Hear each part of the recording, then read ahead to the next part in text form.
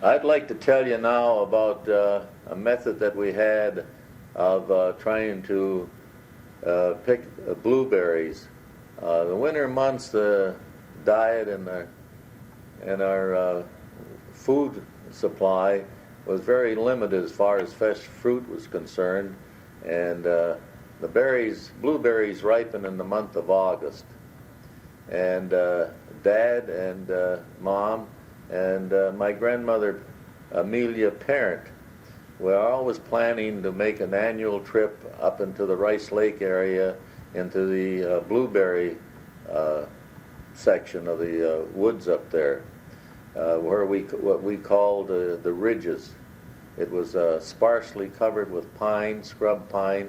Forest fires had gone through there and burned away the vegetation, and that's how the blueberry plants follow. They always follow a fire.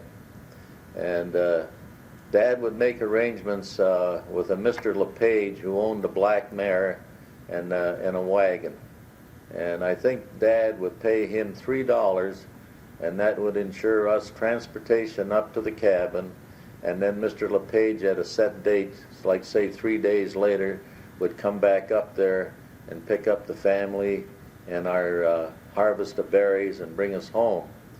Now, from our home up to the cabin, which was owned by the Mosso family and had been loaned to us each year, was a distance of about 7 miles.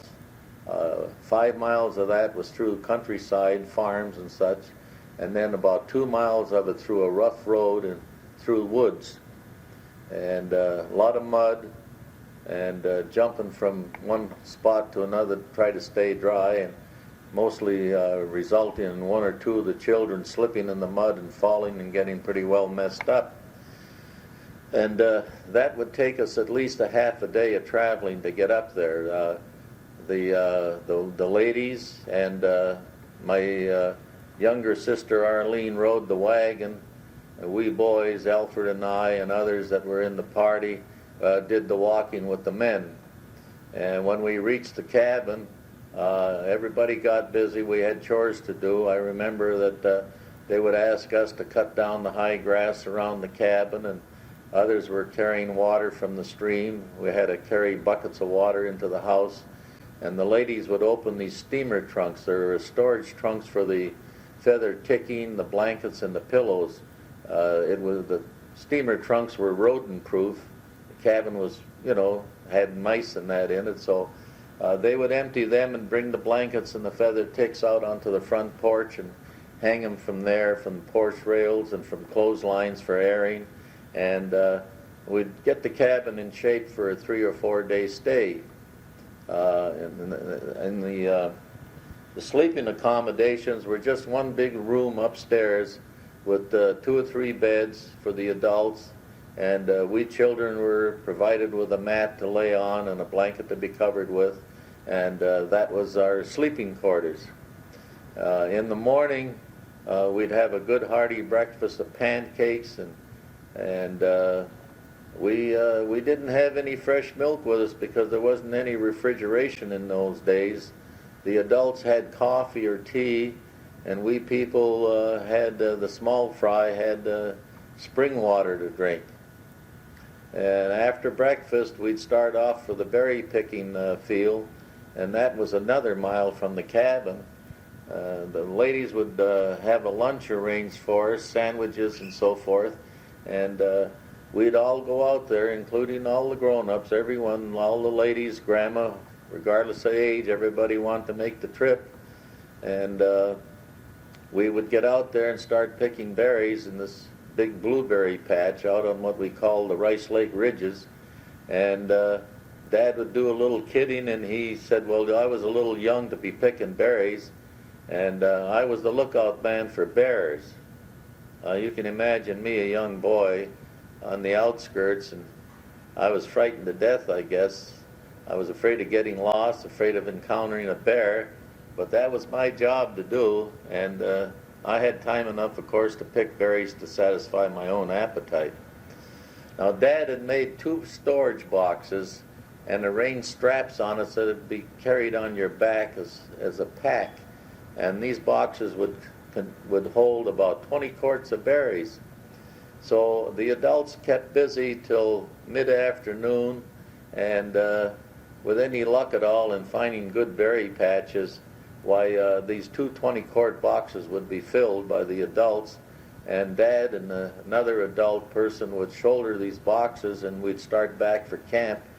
And when we'd get there, why, we'd have a fresh drink of cold water and maybe a snack or two to eat, and then the women would get busy and prepare the evening meal. And then in the evening we either had games to play, and we had checkers and dominoes, and we spent the evening that way. If the mosquitoes were bad, we'd build a smudge fire out in front of the porch, and we'd sit around and get smoked up that way so that the mosquitoes wouldn't feast on us. And I think we were there 2 days, and on the third day, why, this stranger walked into camp. I didn't recognize him right away because it was my Uncle Raymond, who resided in Detroit, and he had come up unannounced for a vacation period to be with his mother.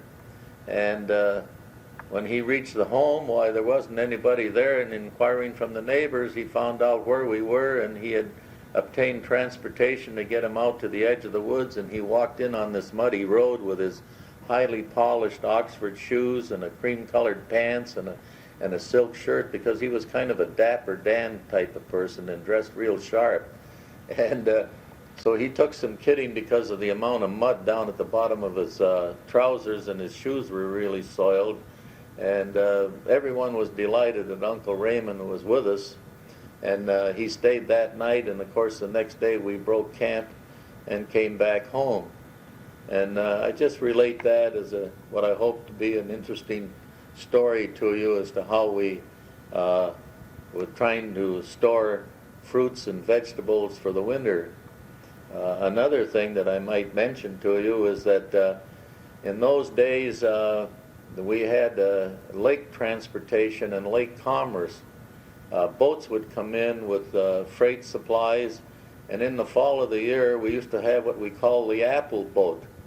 It would be picking apples from the western shore of Lake Michigan, where there were numerous apple farms, and this boat would be loaded with barrels of apples, and it would come up into our area and stop at the various small towns located along Portage Lake and tie up at the dock, and word would get around town that the apple boat was in, and Dad would borrow a wheelbarrow and put me in it and give me a wheelbarrow ride down to the docks, and these stevedores on the boat would be rolling out these barrels of apples, and they would break open a barrel of each type of apple, and I remember being the Macintosh and other types. You were allowed one apple from each barrel to taste of it, and then decide on what you wanted to buy. And Dad always picked on the Macintosh. Now the price of a full barrel of apples was $1.50. And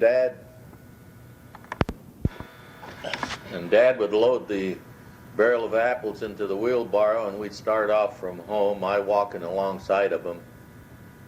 And he'd run that barrel down our basement. Now our basement at that time was just a hole dug in the sand underneath the home. We didn't have a foundation under the house. The house was supported by posts. And Dad would put the barrel of apples down there, and then he'd bring up a supply to the kitchen as Mom needed it for apple pies or for eating. And I can recall that the barrel of apples was supposed to last us the winter, and Dad would go down there on occasion and pick over the whole barrel and locate those apples that had soft spots.